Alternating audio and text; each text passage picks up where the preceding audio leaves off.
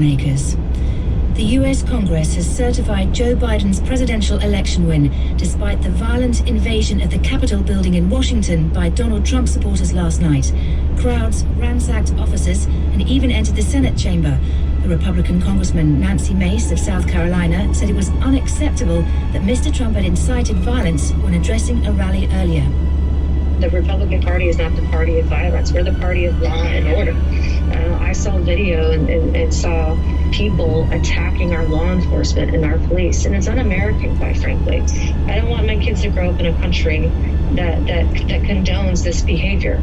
President Trump, who's been temporarily blocked from social media, took to the White House Twitter feed to say there'd be an orderly transmission of power on the 20th of this month, but he insisted that he totally disagreed with the outcome of the election.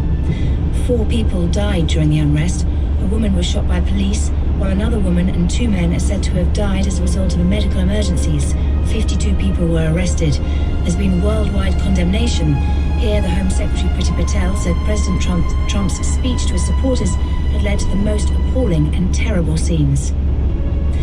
The Oxford AstraZeneca coronavirus vaccine is being rolled out to general practices for the first time.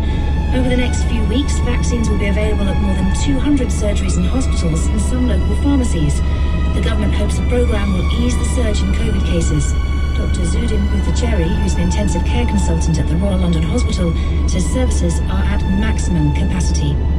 Intensive care units are filling up. Staff are incredibly stretched. There are so few of us around these days that it's like this nightmare that people see on the wards. Going in there, lots and lots of patients and staff just trying to get in the best care possible done. The Home Secretary Priti Patel has said she supports police taking robust action against those who willfully break the lockdown restrictions.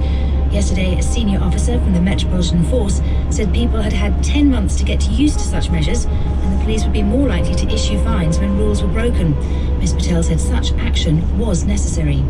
In the past 2 weeks alone, my understanding, and the figures will be published later on this week, there have been approximately over 800 fines that have been issued for people that have been participating in egregious breaches. And if they feel that people are breaking the rules, they will enforce the law, they will enforce the regulations by issuing the fixed penalty notices that they can do with those enforcement fines. And the value of shares in Sainsbury's rose this morning after the supermarket chain said its sales for the festive period were more than 9% higher than last year. The firm said it had delivered a record number of online orders and believed full-year profits would be higher than expected.